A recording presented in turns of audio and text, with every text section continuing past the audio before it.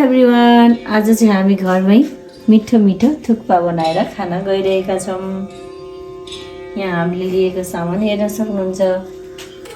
यहाँ chowmein boil गर्न बाहिर आगो बालेर रेडी गरेका छौँ कराही खसालेर। अब चाहिँ हामी चिकन बोइल गर्दैछौँ सुपको लागि। हामीले हाफ केजी चिकन लिएका छौँ।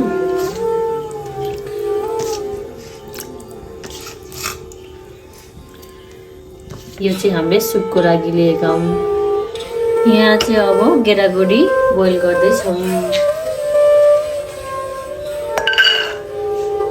मैले चाहिँ सुरुमा केरो राखेँ, त्यसपछि आलुलाई राखेँ, त्यसपछि मैले पानी राखेँ बोइल गर्नको लागि। मैले सुरुमा बेसार हालेँ अनि त्यसपछि थोरै तेल पनि एड गरेँ। अब यसलाई सिटी लगाएर छोडिदिन्छु। यहाँ चाहिँ हाम्रो चाउमिन पाकेर रेडी भइसकेको छ। अब यसलाई निकालेर 3-4 पानी धुनुपर्छ।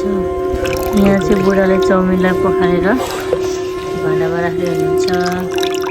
यसलाई चाहिँ हामीले 2-3 पानी पखाल्नुपर्छ। चाहिँ चिकन उम्लिँदैछ। यता चाहिँ हरियो मटरको साग सिटी लाग्दैछ। यता चाहिँ सामानहरू सब रेडी छ काटेर बनाउनको लागि। यहाँ चाहिँ हाम्रो आलु फ्राई हुँदैछ। आलु पाकुन्जेल म चाहिँ यता आलु फ्राई गर्दैछु। आलु चाहिँ फ्राई भएर निकालिसकेँ मैले। अब यता चिकन फ्राई गर्दैछु गाइज। यहाँ चाहिँ मैले टमाटर, सुकेको खुर्सानी, लसुन, अदुवालाई बोइल गर्दैछु अचारको पेस्टको लागि। ल हाम्रो चिकन पनि पाकेर रेडी भइसकेको छ। एकदम राम्रोसँगले फ्राई भइसकेको छ। आलु र चिकन एउटा थालमा राखेको छु मैले चाहिँ। यो चाहिँ अब अचारको लागि अघिको पेस्ट मिक्सरमा ग्राइन्ड गरेर यहाँ कराईमा पकाउँदैछु। यसमा मैले हालेँ थोरै तेल। सुरुमा मैले हालेँ लसुन, अदुवा,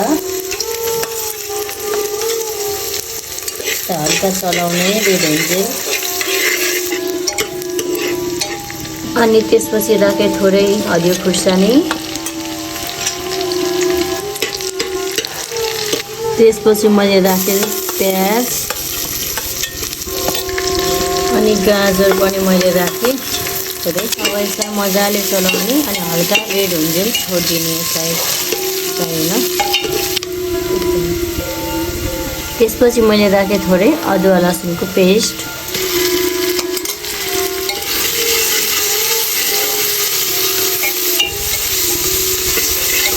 मजाले चलाएँ। त्यसपछि मैले राखेँ थोरै अघि आलु केराउ, अघि बोइल गरेर आलु केराउ। मैले अघि बोइल गरेको मटरको सब्जी राखेँ।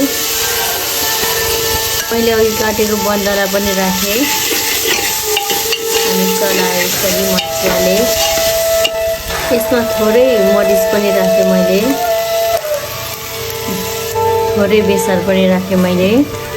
अनि त्यसपछि मैले जिरा धनियाँको पाउडर पनि राखेँ। अब मैले अघि काटिरहेको टमाटरलाई पनि राखेँ अनि त्यसलाई मजाले चलाएर सबैमा मिक्स हुन दिएँ र एकछिन छोडेँ। अहिले चाहिँ यहाँ लिएको छु 2टा सुप। यो चाहिँ भयो हाम्रो अघि चिकन बोइल गरेको सुप अनि यो चाहिँ भयो मटर र आलु बोइल गरेको सुप। अब चाहिँ मैले सुरुमा मटर आलुको सुप राख्न गइरहेको छु अनि त्यसपछि मैले चिकनको सुप राखेँ। अब चलाएर यसरी यसलाई मिक्स गरेँ। अब एकछिन यसलाई बोइल हुन दिएँ फेरि। अब चाहिँ यसलाई म 7 मिनट जति उम्लिन छोडिदिन्छु। ल साथीहरू, सुप चाहिँ रेडी भइसकेको छ। अब चाहिँ यसलाई म कचौरामा हालेर थुक्पा बनाएर खान्छु। सुरुमा मैले एउटा कचौरामा चाउमिन राखेँ। अलिकति चाउमिन फेरि एड गरेँ।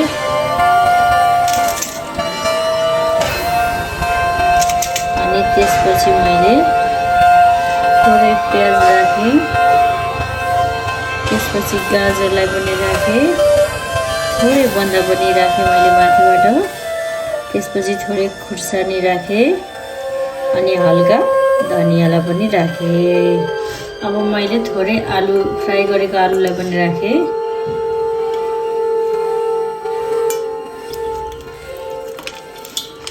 थोरै चिकन पनि राखेँ। थोरै सुप पनि राखेँ मैले माथिबाट। सुपलाई चाहिँ यसरी मजाले वरिपरि हालिदिनु होला।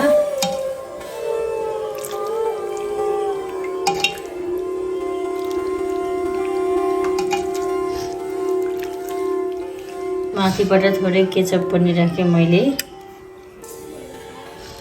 के हो, अनि लास्टमा मैले एउटा लेमनलाई पनि निचोडेर राखेँ। सुरुमा मैले सुपलाई राखेँ।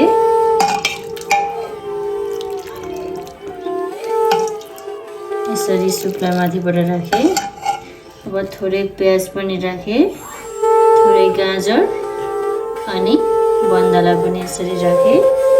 अब थोरै हरियो काटेको खुर्सानी राखेँ। अनि माथिबाट सरर यसरी हरियो धनियाँ नि फ्राई गरेको आलुलाई पनि थोरै राखेँ। अनि त्यसपछि मैले थोरै चिकनलाई पनि राखेँ।